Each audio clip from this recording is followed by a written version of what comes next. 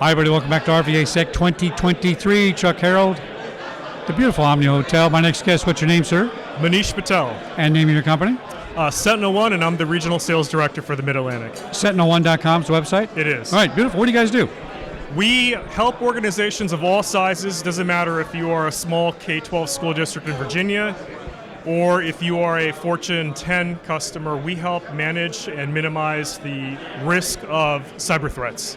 Now, I like what I heard. When I started doing Black Hat 10 years ago, only big corporations got serviced, medium companies weren't even thought about, but you're scalable. Yes. And that's, by the way, it's not the most important thing for us all to be safe. Yeah, because they're going to break into the plumber that has no cybersecurity to get into the big corporation anyway. Right. Or hold him and say, if you don't do something for me, I'm going to erase your files. I want you to break into the big corporation. So it's a way to do it. Yeah. Is that unique that your company services smaller platforms? We built our platform. We have a cybersecurity platform, and we built it in a way where it's very scalable.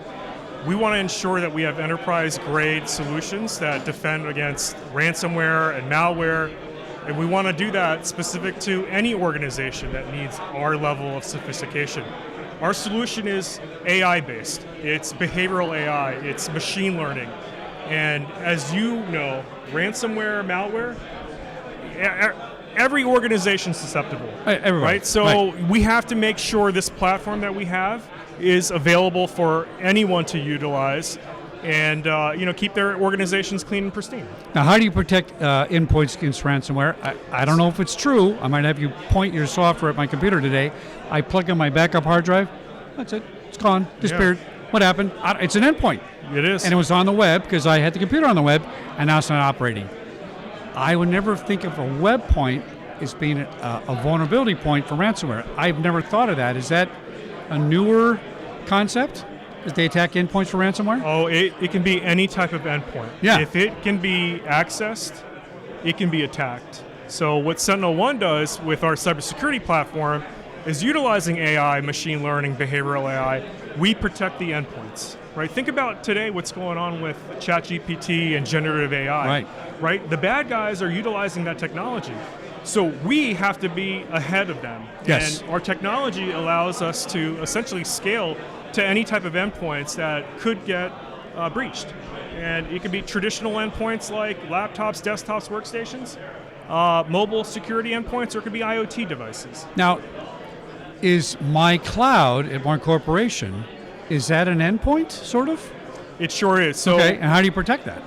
That's a great question. So a lot of organizations today are moving their applications to the cloud. And when they're getting served by cloud workloads, Kubernetes, containers, just like an endpoint, a traditional endpoint, you need to have some type of runtime security on it. Okay. And so these organizations, sometimes it's compliance, sometimes they already know that they have a need for it, and sometimes it's cyber insurance. They're the ones that are dictating that you need to have a more sophisticated cloud workload protection solution in place. So here's what I never quite understood about the cloud. I don't still. Let's say I'm at Fox. I'm going to outsource my data to a cloud provider.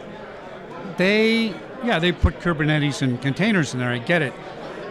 Aren't they more responsible for security, or is this just not how it works? There's an underlying security baseline that they provide, but that is not enough. A minimal. Yeah, it's just minimal. Okay.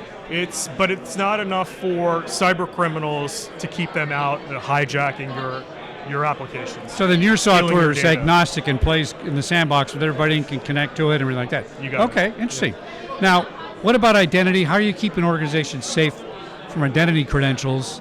I have a case going on. I'm not going to say any relatives' names, but somebody signed up somebody in the family for a Microsoft Exchange server account. Yes. Pulled their private Outlook email into their business server, and I tried to get them to do something about it, and they said, oh, that's not hacking. I said, where did you go to school? That's hacking 101. It's a credential hack because he had permission, but he's using the permissions in a bad way. This is really, I think, kind of an overlooked part of security for some reason. So, Chuck, 80 to 85% of all cyber attacks today are identity-based attacks. Oh, I got it right. You got it right. Wow. And why? It's because it's the crown jewels. If you've got a valid credential and you're able to then get inside an organization, you can now move laterally.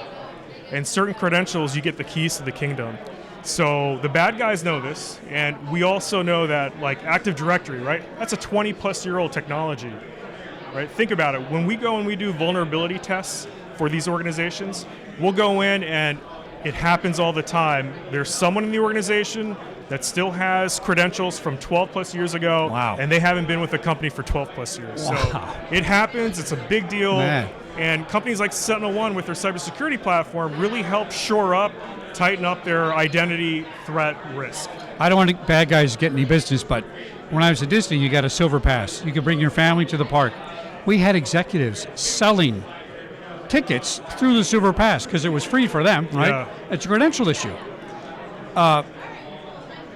Is there analytical software that says, wait a minute, that credential wasn't used 12 years ago? How are they missing it when the guy gets in? I guess that's not part of yes, an analysis. that's why you need to have Weird. technology that understands the environment, understands the technology that you're using from an identity standpoint, and then run vulnerability tests. Run all the tests, and not just do it at a point in time, right? It's just not a pen test, and then maybe 6 months later. That must be what people think. It's a pen test, right? Yeah. Okay. You got to continue to do it. It's got to be continuous, and it's got to be really the fabric behind securing identity for organizations. I love the approach. A Yeah. little different, a little unique. Seems It's like very unique, yeah. Yeah. I mean, automation, AI, machine learning is the fabric behind Sentinel One, and that's what makes us unique, and that's why our customers absolutely love us. Excellent. Back in a minute here. Thank you, Chuck. Back in a minute here. RVAsec. Sorry about that, Jack. Richmond, Virginia. Good to see you again, my friend. Thank you. All right. Appreciate the time. Thanks.